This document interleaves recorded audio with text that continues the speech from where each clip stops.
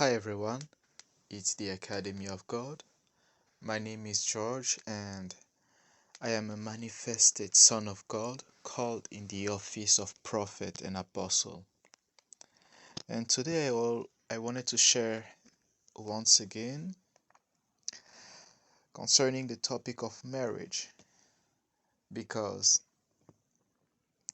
that seems to be it is something that is extremely attacked in the spirit realm, and we can see it manifest in the natural. And what I want to share today is the aspect of the blessing of marriage. See, because every one of us, we have stars in the realm of the spirit. These stars is what we usually call blessings or, or calling or your purpose.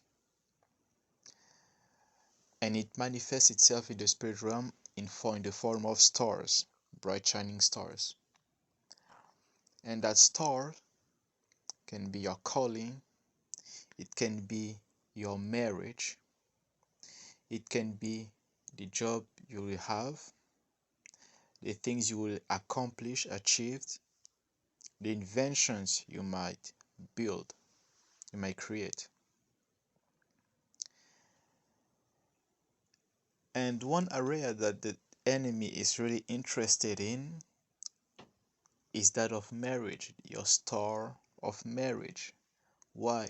Because it deals with generations. See, you can have a very good job, but that stops there. It stops to you.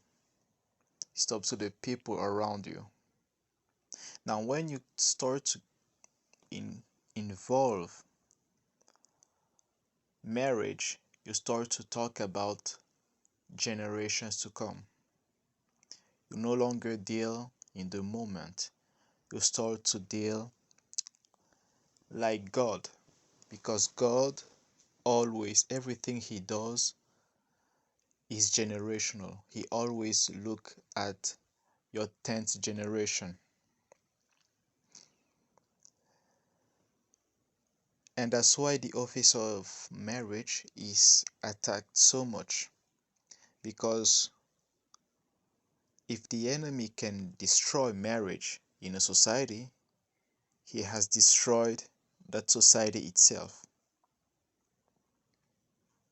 Whether you call it same-sex marriage, whether you call it people who want to be singles, or a society where people want to hook up with one another,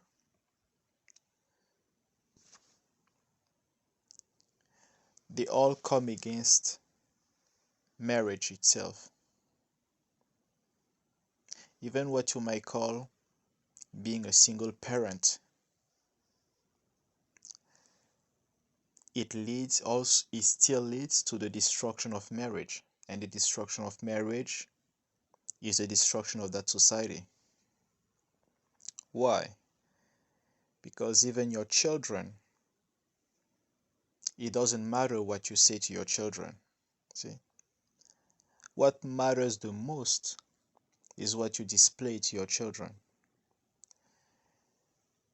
God created children in such a way that they are they absorb everything that they experience from their parents. And if your child experiences single parenthood, it's sad to say, but subconsciously, the child is already set to be single, to become a single parent, unless God intervenes and breaks that cycle from him so that he doesn't repeat the cycle that his parent had.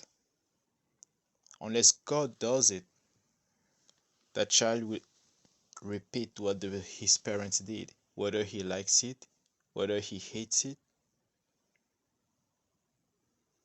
Children are just were either a better copy of their parents or a worse copy of their parents. And this is why we need to come to God, because God can break these cycles. Now, I'm not there to teach about children, but it's just to show you how important marriage is.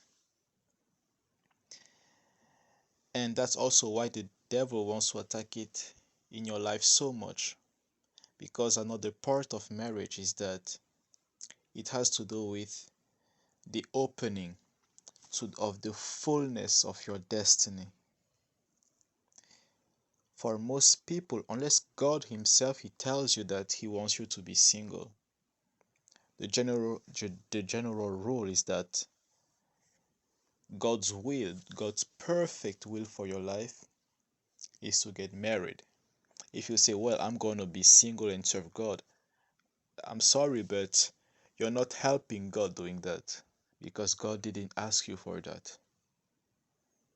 You wanted to do that. So don't say, I'm going to help God by being single. See, God, He doesn't make people get married for emotions or for the sake of it. He has a purpose, and that purpose can just be to raise children. Because yes, most of you may be wondering, why is the world getting so evil? Well, it's simple, because evil people are having children the most. If righteous people were the ones having 5 children, 6, 7 children, well, the world will be going in that direction. But that's not what's happening.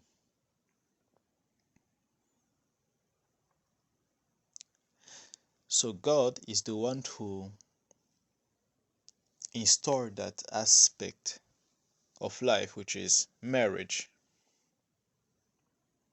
And when He made Adam and Eve,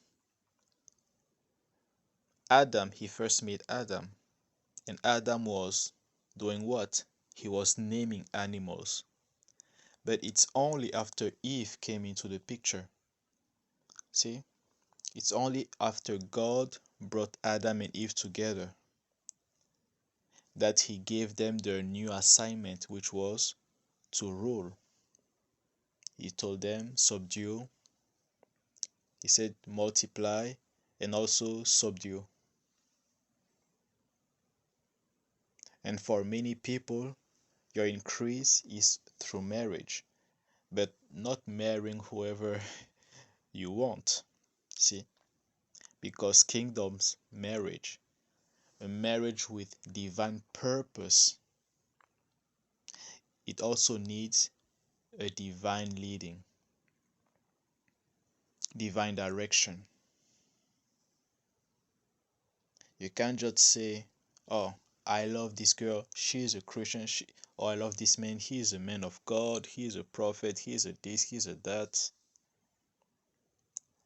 If God didn't intend for you to be together and you are still together, well, that's not a divinely ordained marriage. This is fleshly marriage. And a marriage that comes from the flesh leads to spiritual stagnation. And I want to say it again, it leads to stagnation, meaning you won't progress. Either the husband or the wife, neither of you will progress in the purpose or the destiny that God has for you. You will become stagnant. You will lead the kind of life that is a cycle, the same thing reoccurring. Now, many people may not like that because they want to do whatever they want. But this is part of being a son of God. We are led by the Spirit. We are not led by the flesh, right? We don't walk like people in the world do.